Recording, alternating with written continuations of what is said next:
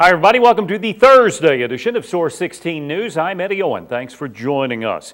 If you own a Dodge Ram truck, we have an important recall to tell you about tonight. Chrysler has announced an emergency recall of Dodge Rams manufactured and sold between 2008 and 2011. According to Chrysler officials, the recall involves over 242,000 Dodge Rams that have a potentially dangerous issue in the steering systems, which has caused some accidents. The Dodge Ram 1500, 2500, and 3500 model pickup trucks are among those listed in this recall. Now, if you have one of these trucks, it is vital that you take it to a Chrysler dealership for an inspection and for any repairs if necessary. Owners affected by this recall can contact Chrysler 1-800-853-1403 or the NHTSA at 1-888-327-4236. 2 of 4 males accused of raping an 11-year-old girl behind Attucks Elementary School have been arrested. Hopkinsville police have charged 20-year-old Ronald Waddell of Hayes Street with first-degree rape and first-degree sodomy. Police say a juvenile was arrested last Thursday in connection to the crime and is currently lodged in a juvenile detention center in McCracken County. The 11-year-old told police she was raped and sodomized on June 26th behind Attucks Elementary School on East 1st Street when she was with 4 males. The Hopkinsville Christian County Emergency Communication Center Board today approved their budget and upcoming budgets. During a special called meeting, board members unanimously approved the budget for fiscal year 2010-11 for $1.1 million and approved the upcoming budget for over $1 million. In other action, board members decided to postpone taking action on a 12-month wrecker service agreement. Board members wanted to amend the current contract and include a rotating list of businesses instead of awarding a contract to one specific company. Also, there was a question brought up about the inspection. If the wrecker company is on the inspection, if the wrecker company is on the state police list, if they have been inspected by state police, do we re-inspect the wrecker company ourselves? Yes. Okay. Or do we accept state police inspection? I'm sorry. That was just one of the questions that had been brought to my attention. Do we accept their inspection list or do we do our own? There were several questions, several issues that have been brought up by citizens, by insurance companies, by law enforcement agencies as to what requirements ECC was requiring for the wrecker service.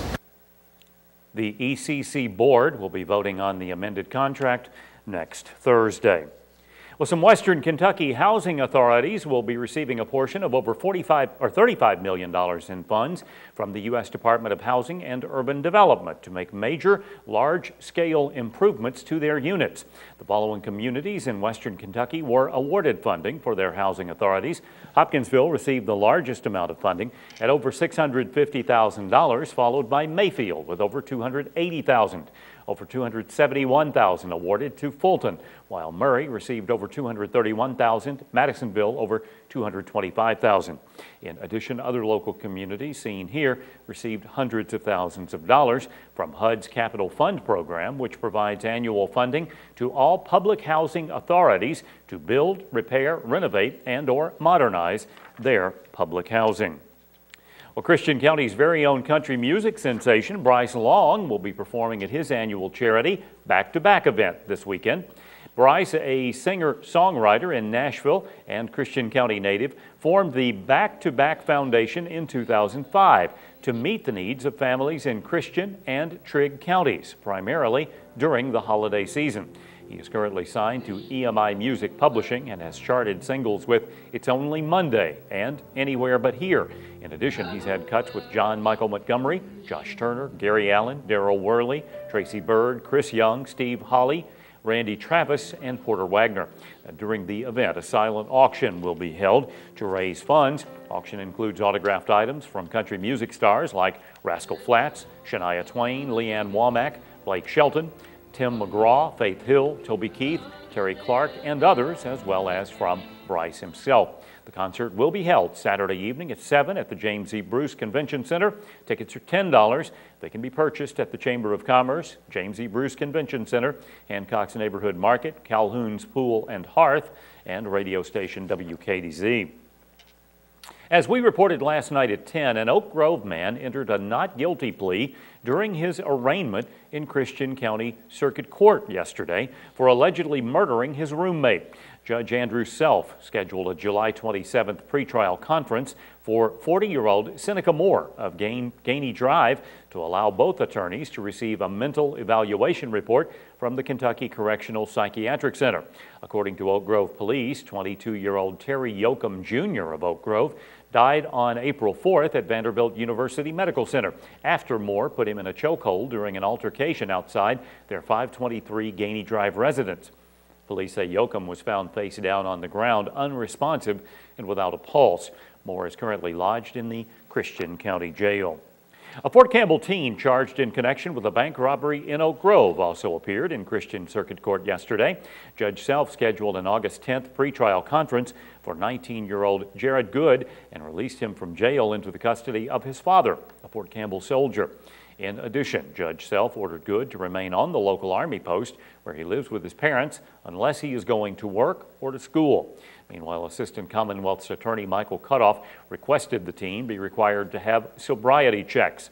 On May 4th, Oak Grove Police reported the 19-year-old entered the BB&T Bank located in the 15,000 block of Fort Campbell Boulevard, demanded money, and then went to Walmart where he allegedly stole several televisions.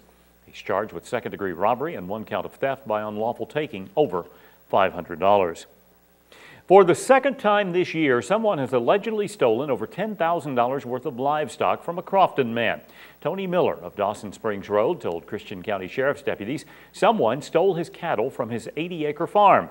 Miller said he noticed 7 black Angus cows, similar to ones seen here, and 5 calves were missing from his farm last Thursday, and the wire fencing around his property wasn't damaged.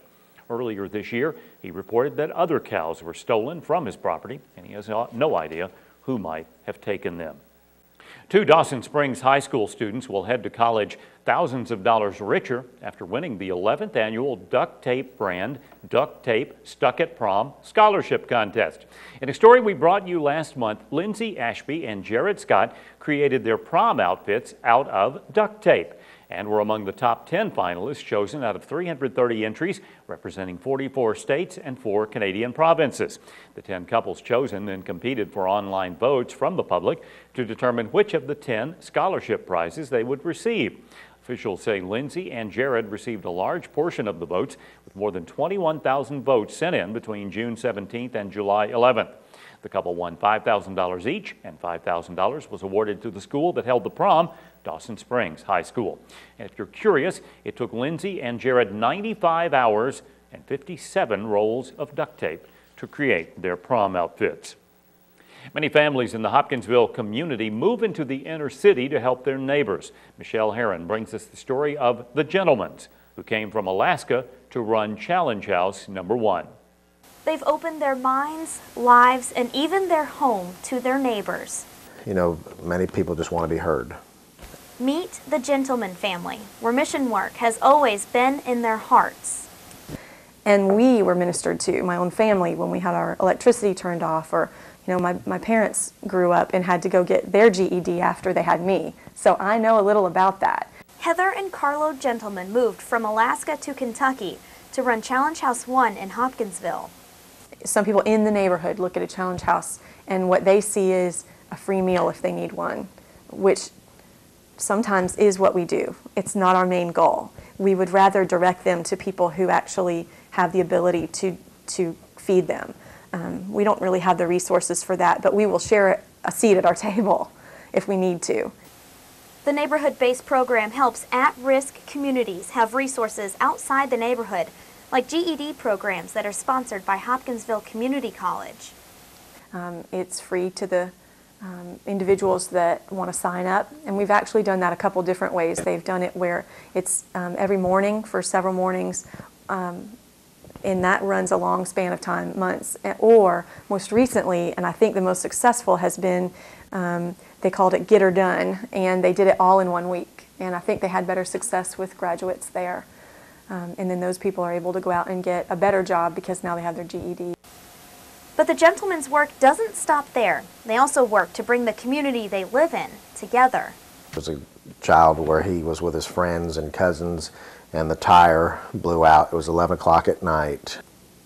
he used to not have as good of a relationship with his parents, and it was hard for us even to get a hold of them sometimes. And got a phone call, and instead of calling his own family, he called us. Because he knows, without a doubt, we will go. And Carlo, my husband, did get up out of bed. And I didn't want to go. I was tired. I had to work in the morning, but I did go because this is what I'm called to do. As it turned out, he didn't have the right tool for the lug nuts, I guess they're called, that four-way wrench. And so he said, why don't you call your dad? We did end up calling the kid's dad. He came.